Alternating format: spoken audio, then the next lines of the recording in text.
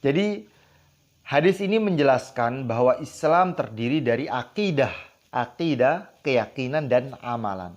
Akidah dan amal. Oleh karena itu, amal tanpa iman tidak akan ada manfaatnya. Amal tanpa keyakinan, tanpa iman tidak ada manfaatnya. Ini seperti amalannya orang munafik. Mereka sholat bersama Nabi, duduk di majelis Nabi, tapi mereka membohongkan Nabi, maka tidak ada manfaatnya. Justru ketika orang-orang itu munafik, nauzubillah min dzalik, innal munafiqina fid darqil asfali minan nar. Mereka ditempatkan oleh Allah di neraka yang paling dalam.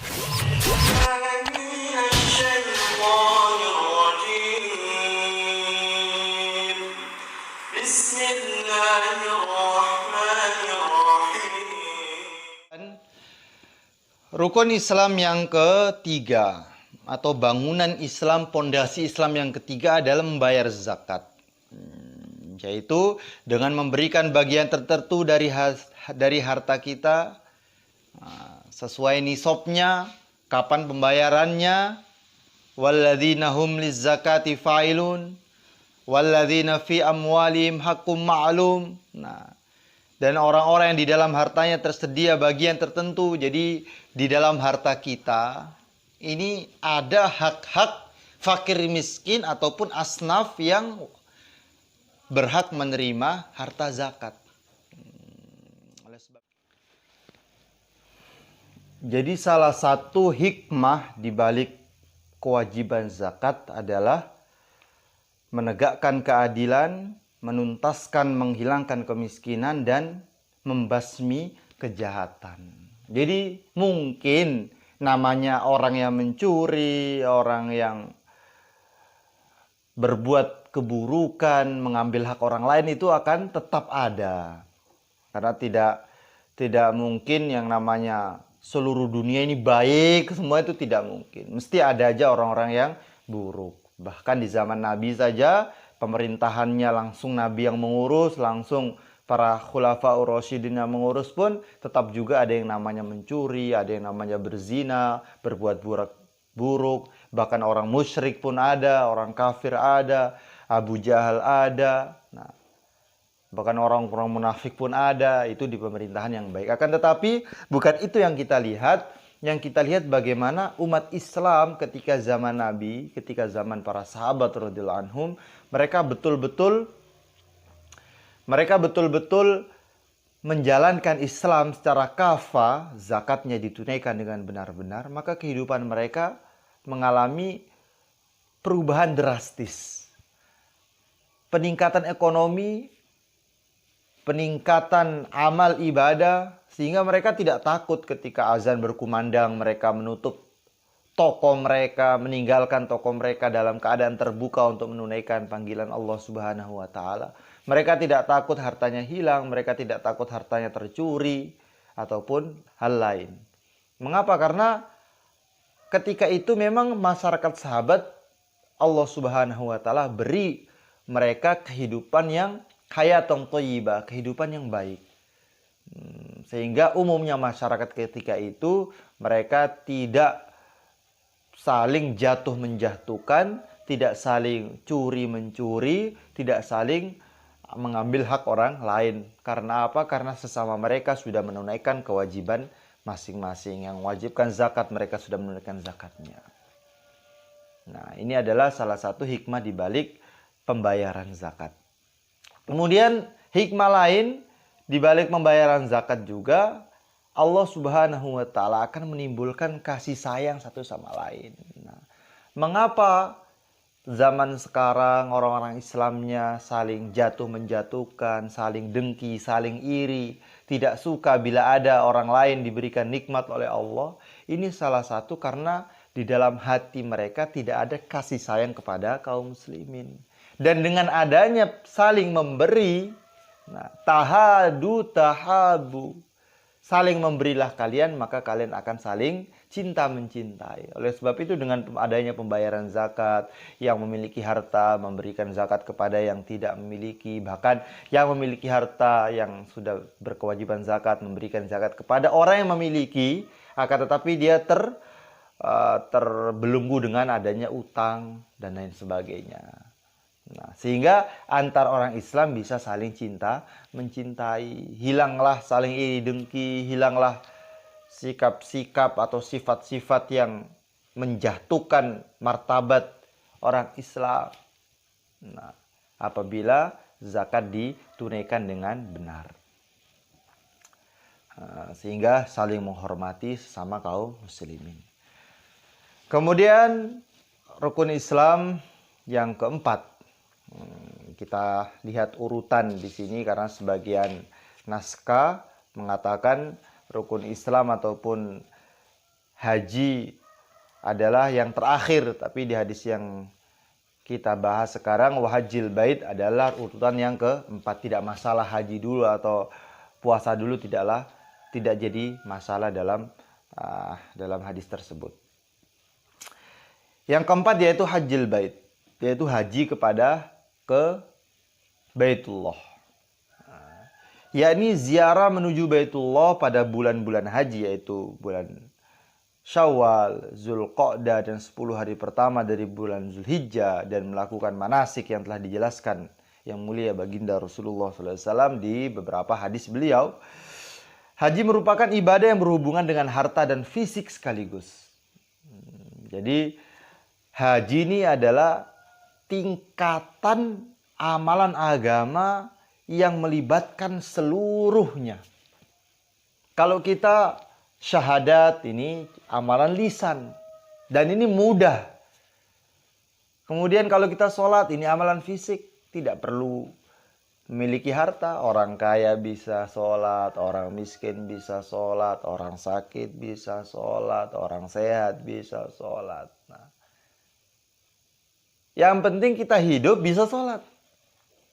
Kemudian zakat ini yang penting kita punya uang, sudah berkewajiban ya harta kita diambil, harta kita diberikan kepada orang yang berhak menerimanya.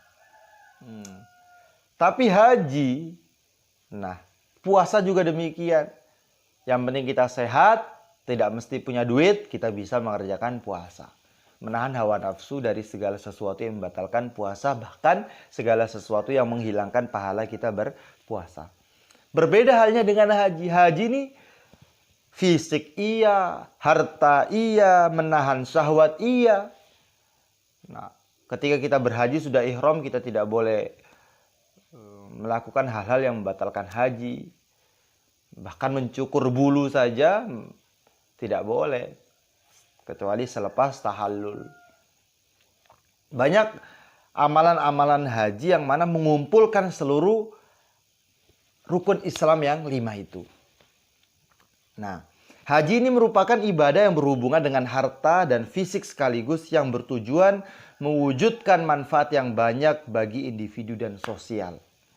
Di samping itu, haji merupakan konferensi Islam terbesar dan momentum paling agung bagi pertemuan kaum muslimin dari berbagai penjuru negeri di dunia ini. Puncak pertemuan terbesar kaum muslimin adalah ketika kita berhaji di Baitullah. Indonesia bertemu dengan orang Arab bertemu dengan orang Afrika, orang kulit hitam bertemu dengan orang kulit putih, orang pendek bertemu dengan orang tinggi. Semua berkumpul jadi satu guna mewujudkan syiar Islam yang terbesar, yaitu haji. Allah Subhanahu wa taala berfirman, A'udzubillahi minasyaitonirrajim, bismillahirrahmanirrahim, wa adzin finnasi bil haji ya'tuka rijala wa ala kulli dhamiri ya'tina min kulli fajjin 'amiq liyashhadu manafi'a lahum wa yadhkuru ismallahi fi ayyamin ma'lumat ala ma razaqahum min bahimatil an'am fakulu minha wa at'imul ba'isal faqir. Oleh karena itu, pahala haji sangatlah besar. Pahala haji yang mabrur tidak lain tidak bukan adalah surga. Rasulullah SAW bersabda, haji yang mabrur balasannya tiada lain adalah surga. Haji telah diwajibkan pada tahun ke-6 Hijriah yang dengan diturunkannya firman Allah Subhanahu wa taala, walillahi 'alan nasi hijjul bait man istata'a ilaihi sabila. Mengerjakan haji adalah kewajiban manusia terhadap Allah, yaitu bagi orang yang sanggup mengadakan perjalanan ke Baitullah. Sehat jasmani, sehat tempatnya aman, perjalanannya aman, dia memiliki harta yang berkecukupan, barulah dia berkewajiban haji. Kemudian yang terakhir adalah berpuasa pada bulan Ramadan. Ini diwajibkan ketika tahun 2 Hijriah, yaitu dengan turunnya firman Allah Subhanahu wa taala, A'udzubillahi minasyaitonirrajim. Bismillahirrahmanirrahim. Syahrul Ramadan alladzi unzila fil Qur'an hudal linnasi wa bayyinatin minal huda wal furqan. Faman syahida minkumus syahra falyasum.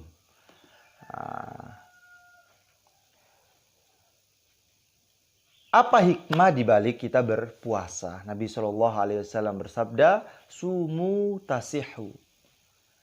Berpuasalah kamu semua, kamu akan sehat. Puasa adalah ibadah yang bertujuan untuk mensucikan jiwa dan menyehatkan badan. Siapa saja yang mengerjakannya karena taat kepada perintah Allah dan mengharapkan ridhonya, maka puasanya tersebut akan menjadi pelebur dosa-dosanya dan penyebab dia masuk surga. Man shoma ramadhana imanan wahtisaban ghufira lahu ma taqaddama min dzambi. Jadi salah satu cara agar Allah Subhanahu wa taala mengampuni dosa-dosa kita yaitu adalah dengan kita berpuasa. Yang mana hikmah dibalik berpuasa ini menyehatkan badan kita, menyehatkan jasmani kita, menyehatkan rohani kita. Mengapa demikian? Karena ketika kita berpuasa, kita menahan lapar, menahan makanan yang halal saja kita dilarang oleh Allah Subhanahu wa taala untuk memakannya. Minuman yang halal saja, minumannya halal, punya kita, dibeli dari hasil susah payah kita, itu pun dilarang ketika siang hari bulan Ramadan. Ini untuk apa? Untuk menahan nafsu kita. Sehingga ketika kita di luar bulan Ramadan, kita bisa menahan, kita dapat membedakan mana yang dibolehkan oleh Allah, mana yang tidak dibolehkan oleh Allah Subhanahu wa taala. Mana yang diperintahkan, mana yang dilarang. Makanan yang halal saja dilarang. Yang haram jelas, tidak usah dibahas lagi. Nah, ini untuk memperbaiki jasmani kita. Bahkan dalam ilmu-ilmu kedokteran juga disebutkan salah satu agar tubuh itu istirahat dalam memproduksi ataupun bekerja dalam setiap hari, yaitu dengan kita berpuasa agar tubuh ini istirahat, memperbaiki sel-sel yang mati, memperbaiki aliran-aliran darah dan lain sebagainya agar menguatkan jasmani kita. Kemudian puasa juga memperbaiki rohani. Nah, mengapa demikian? Karena di dalam bulan Ramadan ketika kita berpuasa, kita pun diwajibkan untuk meninggalkan perkara-perkara yang menghilangkan pahala kita berpuasa. Sifat-sifat buruk, berbicara, qauluz zur, berbicara bohong. Ya memang ketika di luar bulan Ramadan pun kita tidak diperbolehkan demikian. Cuman ketika kita di bulan Ramadan, itu adalah satu bulan yang mulia yang menjadi menggembleng, apa bahasa Indonesianya, agar seseorang itu bisa terlatih di bulan itu, meninggalkan makanan, meninggalkan minuman yang halal saja ketika siang hari. Sehingga terkontrol. Begitu juga ucapan-ucapan, perbuatan-perbuatan yang buruk, kemaksiatan-kemaksiatan. Kita mengingat, oh ini bulan Ramadan, kita berpuasa, kita tidak dibolehkan mengerjakan itu. Walaupun di luar bulan Ramadan pun kita tidak diperbolehkan bermaksiat kepada Allah. Dan banyak cerita kisah-kisah para ulama, kisah-kisah para wali Allah Subhanahu wa taala, dikarenakan mereka menghormati bulan Ramadan, dikarenakan mereka menghargai bulan Ramadan, mereka hentikan rutinitas kebiasaan-kebiasaan buruk ketika di luar bulan Ramadan. Ketika bulan Ramadan mereka berhenti, fokus tawajuh, taubat, beramal, maka Allah Subhanahu wa taala pun menghilangkan kebiasaan buruknya, sehingga ia diangkat menjadi walinya Allah Subhanahu wa taala. Sudah banyak kisah-kisah disebabkan menghargai bulan Ramadan, memuliakan bulan Ramadan, orang itu diangkat menjadi wali Allah Subhanahu wa taala. Oleh sebab itu, bagaimana puasa bulan Ramadan ini kita perhatikan dengan benar-benar. Dan banyak juga amalan di samping kita berpuasa bulan Ramadan, sekarang pun bulan Muharram, afdholus siyam ba'da Ramadan syahrullah al-Muharram. Puasa yang paling utama pada selain bulan Ramadan adalah puasa bulan Muharram. Makanya kita disunahkan juga untuk berpuasa di bulan Muharram. Jadi walaupun kita sudah lewat 10 Muharram, 10 Muharram memiliki istimewaan khusus, itu adalah puasanya umat-umat terdahulu, puasanya Bani Israel, puasanya umat-umat terdahulu untuk memuasai, bersyukur atas kemenangan yang Allah berikan atau keselamatan yang Allah berikan kepada nabi-nabi mereka. Nabi Adam, Nabi Nuh, Nabi Idris, Nabi Ayub, Nabi Yunus, Nabi Musa dan lain sebagainya, semuanya Allah Subhanahu wa taala tolong ketika hari 10 Muharram. Maka ada orang Yahudi ditanya oleh Nabi, "Kenapa kalian berpuasa pada hari ini?" Maka mereka mengatakan, hari ini Allah Subhanahu wa taala menolong Nabi Musa dari kejaran Firaun dan Firaun ditenggelamkan. Maka apa kata Nabi sallallahu alaihi wasallam? "Kami ahakku bi Musa minkum." Kami lebih berhak, aku lebih berhak kepada pensyukuran atas kemenangan Nabi Musa daripada kalian. Oleh sebab itu Nabi memerintahkan kita untuk berpuasa pada hari Asyura 10 Muharram. Dan juga Nabi perintahkan kita khaliful Yahud untuk membedakan diri kita dengan orang Yahudi dengan kita mempuasai bulan Muharram tanggal 9-nya juga. Jadi di samping kita puasa tanggal 10, tanggal 9 juga kita berpuasa. Bahkan riwayat Imam Ahmad, kita disunahkan puasa tanggal 10, wa yauman qablah wa yauman ba'dahu kama jaa fil hadis, satu hari sebelumnya dan satu hari setelahnya. Apa hikmah di balik itu? Kenapa kita diperintahkan puasa tanggal 9, 10, 11? Agar ihtiyatan, agar hati-hati. Siapa tahu awal bulan itu keliru karena tidak ada ru'yah di awal bulan Muharram, berbeda dengan bulan Ramadan. Kita berpuasa, sumu li ru'yatikum aftiru li ru'yatikum au kama jaa fil hadis. Kita berpuasa karena melihat hilal. Ada namanya sistem ru'yah di dalam kita berpuasa menentukan awal bulan Ramadan. Berbeda dengan bulan Muharram, tidak ada ru'yah bulan Muharram, tidak ada. Oleh sebab itu kita dianjurkan untuk puasa 3 hari, 9, 10, 11 agar ihtiyatan. Kalau saja tanggal 10 itu bukan tanggal 10, melainkan tanggal 11, sehingga kita sudah dapat memuasai tanggal 10-nya.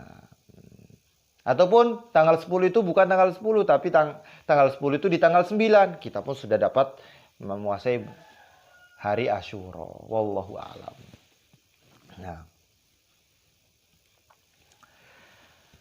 Nah, sekarang intisari hadis ini.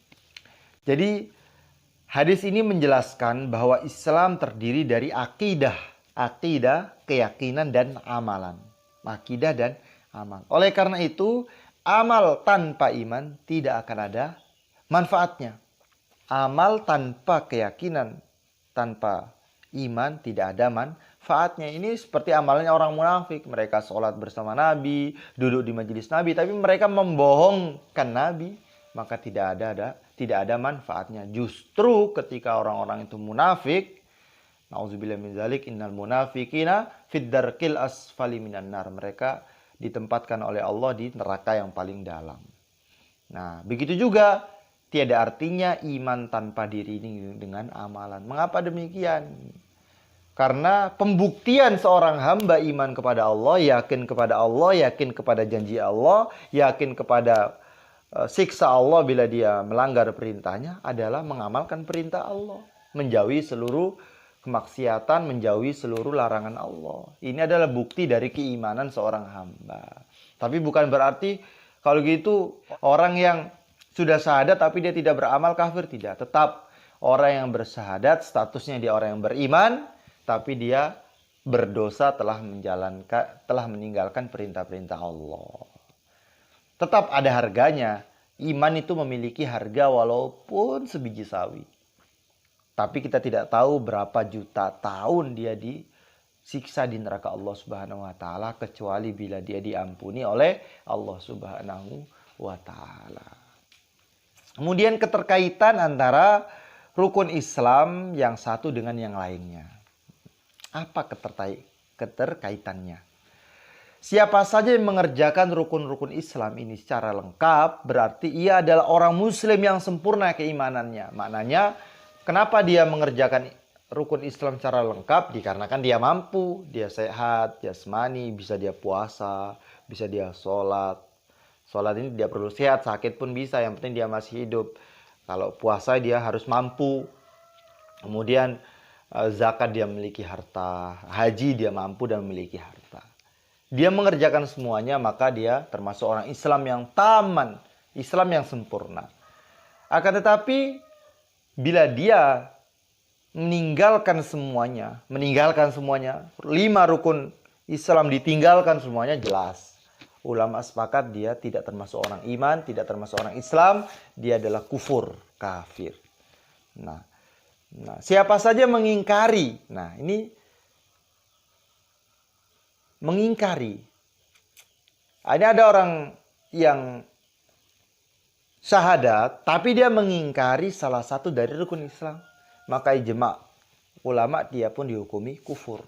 Sholat tidak wajib, haji tidak wajib, zakat tidak wajib. Tapi kalau dia tidak mengerjakannya dikarenakan malas, dikarenakan tidak faham dan lain sebagainya, maka dia disebut orang yang fasik, orang ahli maksiat. Orang beriman tapi yang fasik. Akan tetapi siapa saja mengerjakan amal perbuatan rukun Islam dan hanya mengakuinya dengan lisan tanpa ada pengakuan keyakinan di dalam hati, maka dia disebut orang munafik. Wallahu a'lam.